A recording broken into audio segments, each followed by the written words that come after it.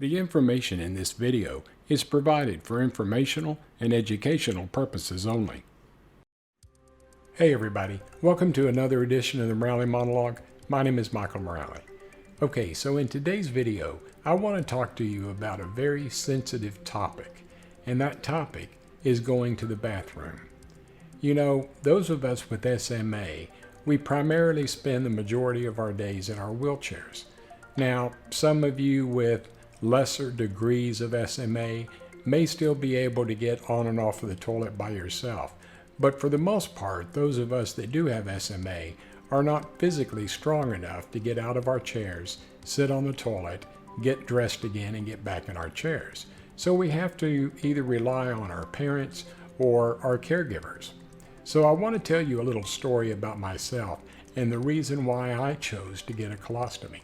Now, before I begin, let me say that SMA News Today or myself, we are not saying that those of you that are watching this video have to rush out and do exactly what I did.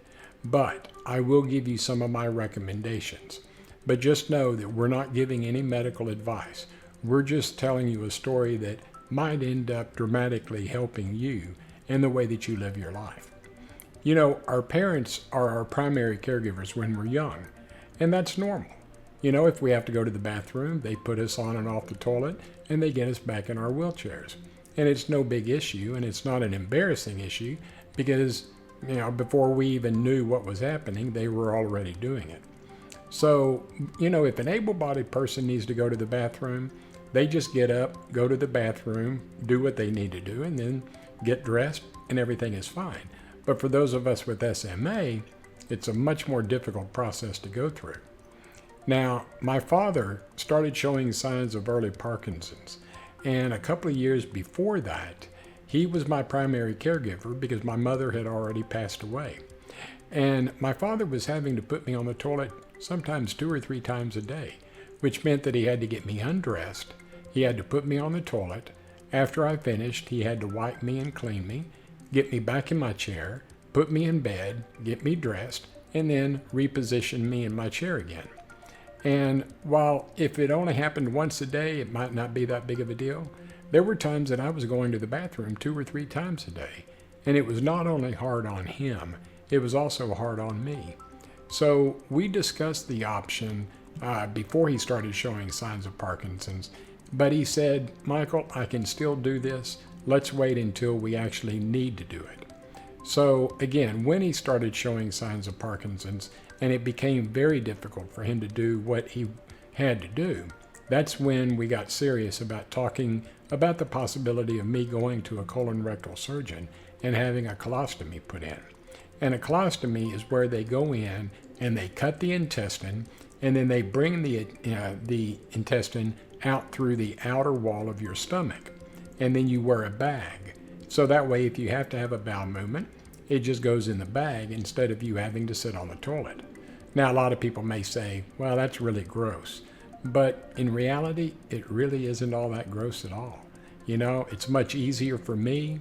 It's much easier for my caregivers.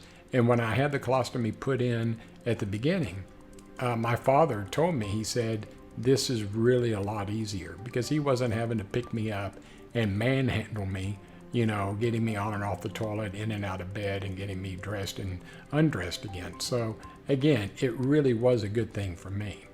So I spoke to my primary care physician. They recommended a colorectal surgeon, and I went to see him. Actually, my father and I went to see him. And, you know, he told me, he said, "Michael, we normally don't do these type of surgeries on a want basis, meaning just because you want it, it may not be medically necessary." But he could see how difficult it was for my father and for me. And he told me, he said, "Michael, I'm going to deem this as medically necessary, so your insurance will pay for it."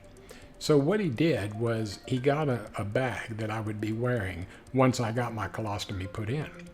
And he marked on my stomach where the colostomy would go. He said if he was to just guess where the colostomy would go, it might interfere with my pants or my shorts.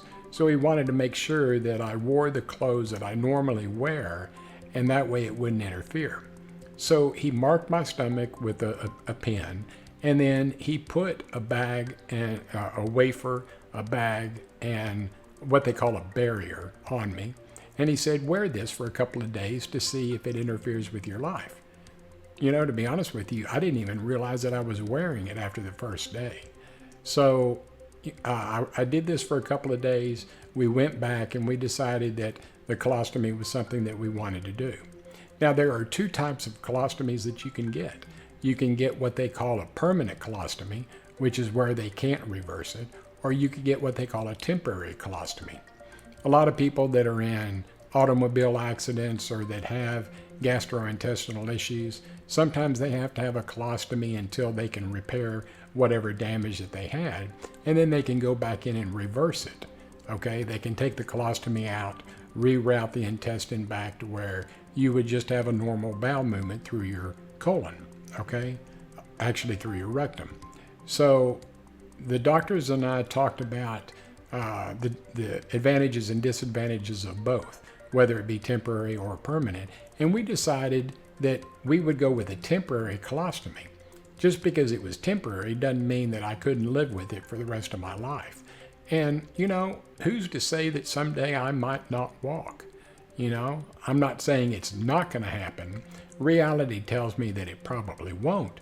But if I ever wanted to get it changed back to where I could go to the bathroom normally, or what some people consider normal, then we could do that.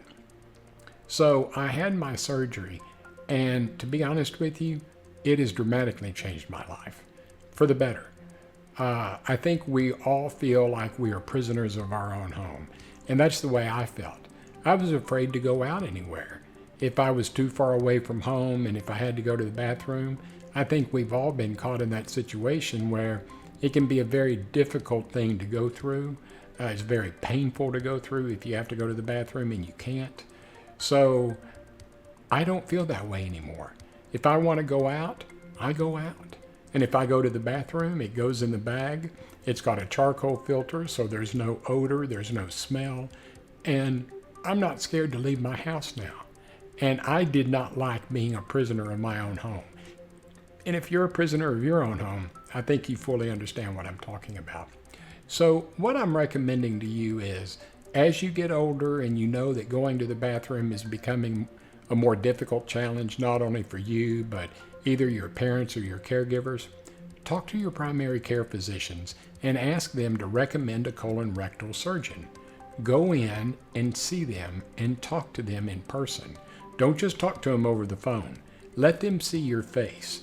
Let them see the difficulty that you're going through so that they know that, hey, this might be a medically necessary type of procedure for you as it was for me. Now, again, I'm not saying that you have to have a colostomy. If I was able to still get on and off the toilet without any problems, I wouldn't have mine. But my life dictated that I needed a colostomy, and I can tell you, it has really been a benefit to me. And it might be a benefit to you as well. Not only to you, but to your caregivers, your parents, or those that take care of you. So please, talk to your primary care physician. Go in and see a colon rectal surgeon if you think that this might be beneficial for you. Because if you don't, you never know what you're going to miss. Okay?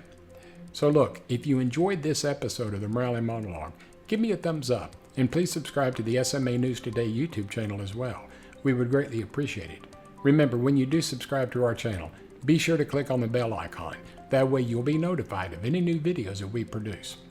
Again, I apologize for talking about such a sensitive topic today, but there's not a lot of videos out on the internet that discuss this, so that's the reason why I wanted to do this video. We at SMA News Today hope all of you have had a fantastic week. Do me a favor this upcoming week, do something for yourself that's going to make you a better person. Until next time, take care of yourself, and I'll talk to you in a couple of weeks. Bye-bye.